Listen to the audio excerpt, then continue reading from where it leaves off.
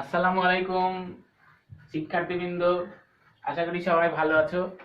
আজকে আমরা ম্যাথমেটিক্স 2 বইয়ের আংশিক অন্তরীকরণ এই অধ্যায়ের একটা প্রবলেম সলভ করব। এই প্রবলেমটা সলভ করার মাধ্যমে এই অধ্যায়ের বেসিকটা ক্লিয়ার হবে আর কি। তো প্রথমেই আমরা আংশিক অন্তরীকরণ বলতে কি বুঝি একটু বলবো। সেটা হচ্ছে, এটা একটা প্রবলেম নিয়েছি আমরা, প্রবলেমটা সলভ করতে করতেই কথা বললে ভালো হবে। প্রবলেমটা হচ্ছে এরকম, ইউ সমান সমান x cube plus x square y square plus y cube, এটা একটা রাশি। এত হলে del square u by del x square এর মান কত? আচ্ছা, এর আগের অধ্যায়ে আমরা এই চিহ্ন সম্পর্কে অবগত আছি। এই অধ্যায়ে এই চিহ্নটাই হয়ে যাবে এই রকম। এখানে ছিল ডি বাই ডিএক্স, এখানে হয়ে গেল ডেল বাই ডেল এক্স। তফাৎটা কি? তফাৎটা হচ্ছে এরকম, এই জায়গাতে আমাদের যেই প্রবলেমটা থাকবে সেই প্রবলেমে যদি একাধিক চলক থাকে, একাধিক চলক বলতে আমরা এর আগের অধ্যায়ে সব জায়গাতে চলক শুধুমাত্র এক্স কে দেখেছিলাম, মাঝে মাঝে ওয়াই কেও দেখেছিলাম, কিন্তু এই অধ্যায়ের প্রবলেমে এক্স আর ওয়াই যদি মিলেমিশে থাকে, ওই রাশিতে এখানে যেটা থাকবে মানে ডেল বাই ডেল এক্স, এই যে এক্স আছে এটাকে আমরা সাপেক্ষ যেটাকে বুঝবো আর কি, যে এক্স এর সাপেক্ষে আংশিক অন্তরীকরণ। এটা হচ্ছে এক্স এর সাপেক্ষে অন্তরীকরণ ছিল, এখানে হচ্ছে এক্স এর সাপেক্ষে আংশিক অন্তরীকরণের বেলায় এই চলকটা ব্যতীত অন্যান্য চলক সমূহ, তার মানে এটা এক্স এর অঙ্ক, এক্স ব্যতীত অন্যান্য চলককে আমরা ধ্রুবক হিসাবে বিবেচনা করব। তাহলে এই প্রবলেমটাতে এক্স কিউব আছে, এক্স স্কোয়ার ওয়াই স্কোয়ার আছে, ওয়াই কিউব আছে, এই যে এক্স আর ওয়াই মিলেমিশে আছে, এখানে শুধুমাত্র এক্স চলকটা আমাদের এক্স এর সাপেক্ষে আছে, তাই এক্স চলকের ক্যালকুলেশন হবে, বাকি চলক সমূহকে আমরা ধ্রুবক হিসাবে বিবেচনা করব। তাহলে আমরা বেশি কথা না বলি, প্রবলেম সলভ করতে যেয়ে যদি কিছু বলার থাকে তখন বলছি। তো আরেকটা বিষয়, সেটা হচ্ছে ডেল বাই ডেল এক্স মানে একবার আংশিক অন্তরীকরণ, আর del square by del x square মানে হচ্ছে আংশিক অন্তরীকরণ দুইবার।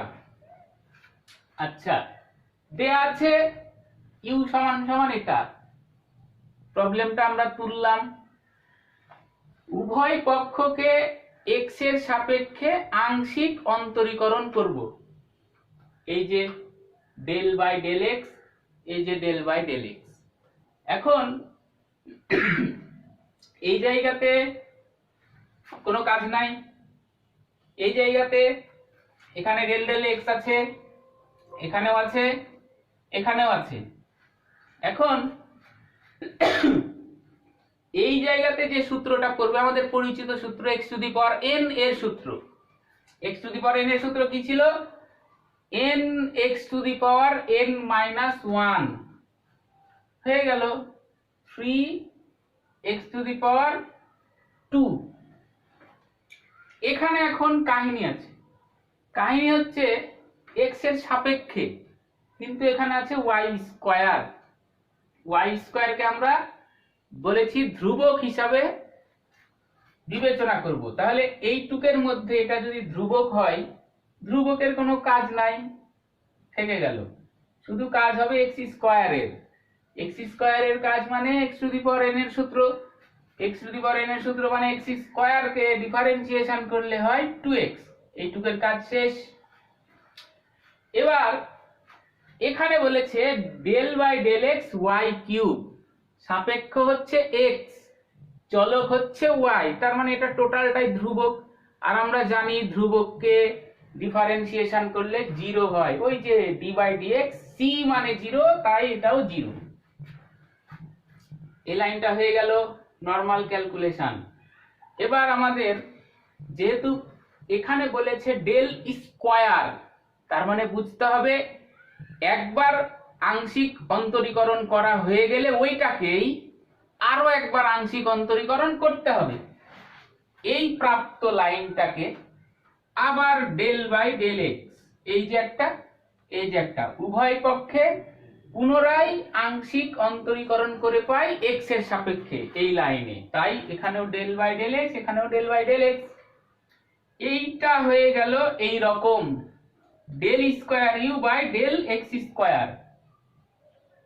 এখানে কি হলো, এই ডেল বাই ডেল এক্স এখানেও আছে, এখানেও আছে।